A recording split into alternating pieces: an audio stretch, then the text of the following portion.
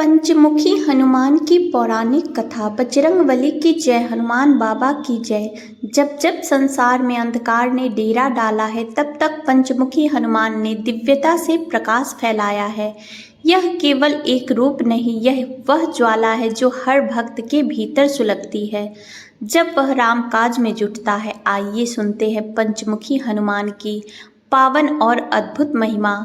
लंका में महाबलशाली मेघनाथ के साथ बड़ा ही भीषण युद्ध चला। अंततः मेघनाथ मारा गया।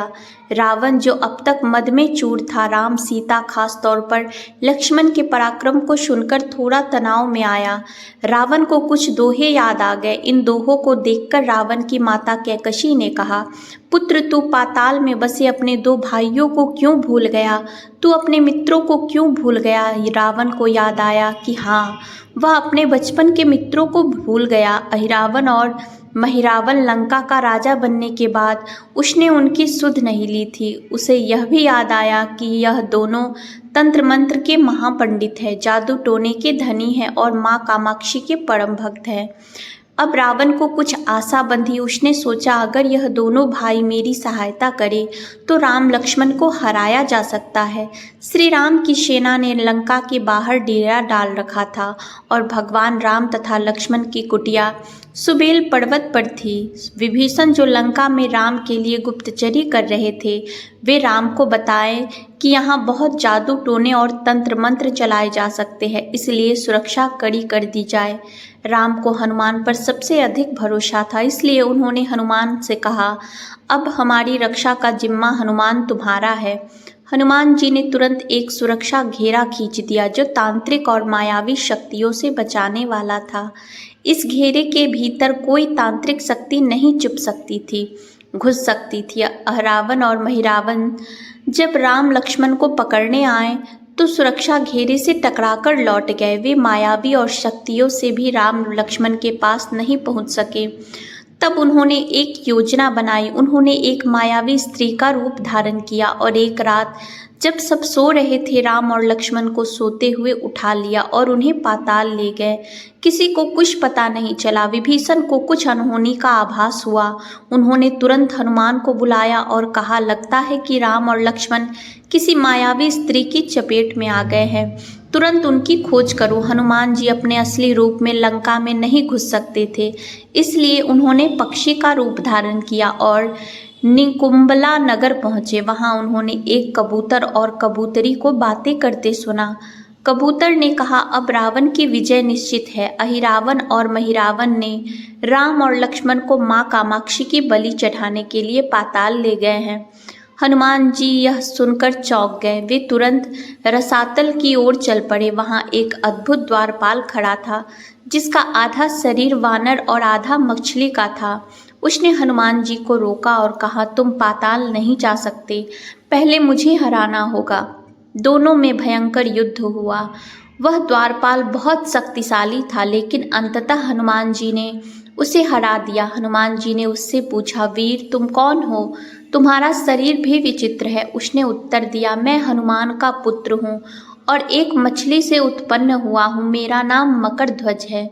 हनुमान जी चकित रह गए। मकरध्वज ने बताया, लंका दहन के बाद जब आप समुद्र में अपने शरीर की अग्नि शांत करने उतरे, तब आपके शरीर से पसीने के रूप में तेज गिरा। उसी समय मेरी माँ ने आहार के लिए अपना मुख खोला और वह तेज उसमें चला गया। इस प्रकार से मैं उत्पन्न हुआ। हनुमान जी ने उसे गले लगाया और कहा, बेटा, अब अपने पिता के स्वामी की रक्षा में सहायता करो। फिर हनुमान जी मधुमक्खी का रूप धारण कर माँ कामाक्षी के मंदिर में घुस गए।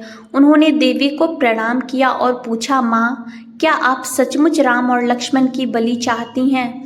माँ कामाक्षी ने कहा, नहीं, मैं तो केवल अपने भक्त हिरावन और महिरावन की बलि चाहती हूँ। वे अधर्मी हो गए हैं। तुम अपने प्रयत्न करो, सफल रहोगे। मंदिर में 5 दीपक जल रहे थे, अलग अलग दिशाओं में। माँ ने कहा, यह दीप अहिरावन ने मेरी प्रसन्नता के लिए जलाए हैं। जिस दिन यह एक साथ बुझा दिए जाएंगे, उसी दिन उनका अंत निश्चित हो जाएगा। हनुमान जी ने कामाक्षी देवी का रूप धारण कर लिया। जब अहिरावन और महिरावन मंदिर में प्रवेश कर रहे थे, हनुमान जी बोले, मैं कामाक्षी देवी हूँ, आज मेरी पूजा झरोखे से करो। पूजा आरंभ हुई। अंत में राम लक्ष्मण को भी बंधक के रूप में चढ़ाया गया। दोनों बेहोश थे। हनुमान जी ने तुरंत उन्हें मुक्त कर दिया। अब उन्हें पाताल लोक से बाहर निकालना था, पर पहले अहिरावण और महिरावण को समाप्त करना आवश्यक था।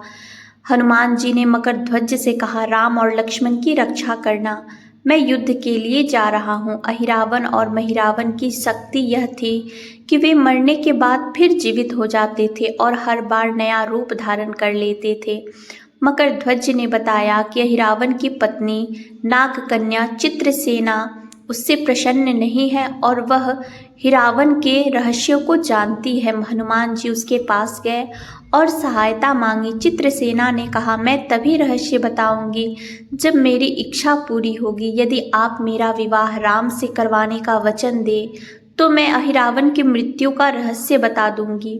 हनुमान जी सोच में पड़ गए। राम तो एक पत्नीव्रती हैं, लेकिन समय पर निर्णय ना लिया तो स्वामी के प्राण संकट में पड़ सकते हैं।